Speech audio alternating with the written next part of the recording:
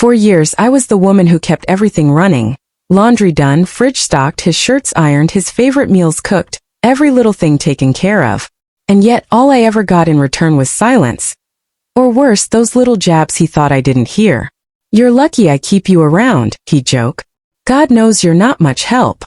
But the moment he called me a burden, with his lips curled, eyes narrowed, like I was a weight tied to his ankle, something inside me snapped. This is the story of how I vanished from his life without a trace, and made him wish every day he could take it all back. Before we begin, like the video and press the bell icon to subscribe for more revenge stories. Let's start the story. My name is Maya, and for the last 6 years, I was married to a man named Brian. On the surface, we looked picture perfect. A suburban home, shared vacations, family barbecues, and plenty of smiling pictures. But behind those Instagram posts was a marriage where I had slowly been erased. Brian wasn't always like that. When we first met, he was charming, thoughtful, the kind of man who held the door open and remembered how I liked my coffee. I fell hard. And when he asked me to move in, I said yes without hesitation. We got married a year later. First it was beautiful. He'd make pancakes on Sundays, bring me flowers after work. But slowly the petals started to fall. The flowers stopped. The warmth disappeared. First I blamed stress. He'd just started his own marketing agency, and the pressure was high. I tried to help where I could, taking on more at home, even quitting my part-time job to make sure he could focus. That's when it started. The subtle shifts. The way he'd sigh when he walked in and the laundry wasn't folded. Or how he'd grunt instead of saying thank you when dinner was served. Compliments turned into criticisms. Affection became avoidance. Then came the first real blow. A dinner party with his colleagues. I spent hours cleaning, cooking, setting the table just right. But in front of everyone, Brian laughed and said, "Maya's not much of a cook, but she tries." They laughed. I laughed too, but my heart cracked. After that, the jabs became frequent. He'd scoff if I spent money on anything that wasn't for the house. He'd complain that I was always tired, even though I was running everything solo. One day I asked if we could go away for the weekend, just us like old times. He didn't even look up from his phone. "For what? So I can listen to you talk about throw pillows and grocery lists? No thanks." I cried in the bathroom that night. Not because of what he said, but because I realized I wasn't surprised. The final straw came on our anniversary. I spent the whole day preparing. I cooked his favorite steak, wore the dress he used to love, even wrote a small letter about our memories. He walked in late, smelled like whiskey, didn't even notice the table. "What's all this?" he muttered. "It's our anniversary." He blinked, then shrugged. "Right. Forgot. Look, Maya, we need to talk." He sat down like he was about to fire an employee. "I've been thinking. This just isn't working. You don't contribute financially, you don't really do much else either. You've become kind of a burden." That word. Burden. Like I was dead weight. He stood up and walked away. I sat there for a long time. Then I got up, wiped my tears, and started packing. But I didn't scream. I didn't beg. I didn't even leave a note. Instead, I vanished. I booked a one-way flight to a small town I used to visit as a kid, using the little savings I had stashed away. I rented a room, got a job at a bakery, and started fresh. The first week was hard. I missed my old bed. I missed routine. But slowly, I started to feel something I hadn't felt in years. Peace. I spent my mornings baking bread and my afternoons walking by the lake. I read books again. I laughed with strangers. I looked in the mirror and didn't see a ghost. Meanwhile, Brian was unraveling. I knew because he called. Again and again. First angry, then panicked. "Maya, where are you? This isn't funny. Come home." I didn't answer. Then came the text. "I miss you. Please talk to me. I'm sorry. I didn't mean it. I need you." I never replied. Not yet. But I knew I wasn't done. Not until he truly understood what he threw away. So I made a plan. A quiet one. I'd rebuild, rise higher, and then let him see exactly who he lost. That's when the real revenge began. I'll never forget the first morning I woke up alone in that tiny apartment. It was quiet. Not the kind of silence that feels peaceful, but the kind that wraps around your chest and squeezes.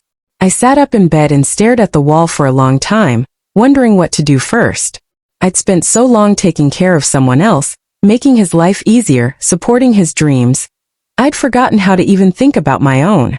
But that morning, as the light crept in through the window, I told myself one thing. I would not be anyone's burden ever again. I made a list of things I needed to do, nothing big, just enough to get by. Change my name at the utility company, cancel the joint bank account, get a cheap phone plan. I didn't even have the courage to look for a real job yet. But step by step I started rebuilding. I found a small job working at a second-hand bookstore just down the street. The pay was laughable compared to what I was used to, but I didn't care. I loved being around the books, the quiet, the gentle conversations with strangers who didn't know anything about my past. It felt safe. And the owner, Mrs. Laird, was in her 60s and had this fierce kindness to her. She never pried, never asked why I looked like I'd been through a storm. She just handed me a cup of tea on my first day and said, "You're safe here." Those words meant more to me than she'll ever know. Meanwhile, I started therapy. It took me 3 tries to find a therapist I actually felt heard by. But once I did, something in me cracked open.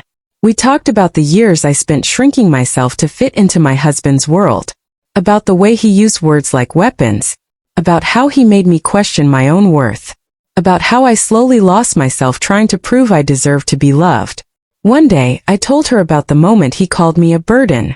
She looked at me with these soft eyes and said, "That moment wasn't about you. That was about him finally showing you who he truly was." That hit hard. Because I'd spent so long twisting myself into knots thinking I could be better, more helpful, more lovable. And all along, he'd never seen me as an equal. Just someone to use until I was too tired to keep carrying him. I cried for a long time that day. But after that, something shifted in me. I started setting boundaries. I stopped apologizing for existing. I began taking long walks, cooking meals just for me, buying little things like candles or thrifted earrings that made me feel alive again. And slowly I started writing again. It was something I used to love before I met him. I used to write poetry in college, essays about relationships and womanhood and healing. I'd even been published in a few small journals. But he always rolled his eyes at it. Said no one wanted to hear about sad women whining. So I stopped. Until now. I started writing again at night after work. Just a little at a time, some poetry, some essays, some angry letters I'd never send. And it felt like remembering who I was before he made me forget. And that's when things got interesting. Because somehow, one of those essays I submitted to a small website started going viral. It was called Burden. Just that. One word. It was raw. Honest. I didn't hold anything back. I talked about what it's like to be called too much, too emotional, too needy. About how easy it is for women to be labeled burdens, the moment we ask for love that isn't transactional. The response was overwhelming. Comments, emails, messages from women all over the country. Some saying, "I thought I was the only one." Others saying, "Thank you for putting it into words." That essay changed everything. It got picked up by a bigger outlet, then another. Suddenly, people were asking me to write more. And eventually, someone from a publishing house reached out asking if I'd ever considered writing a book. It was surreal. I was still in that tiny apartment. Still eating rice and beans 3 nights a week.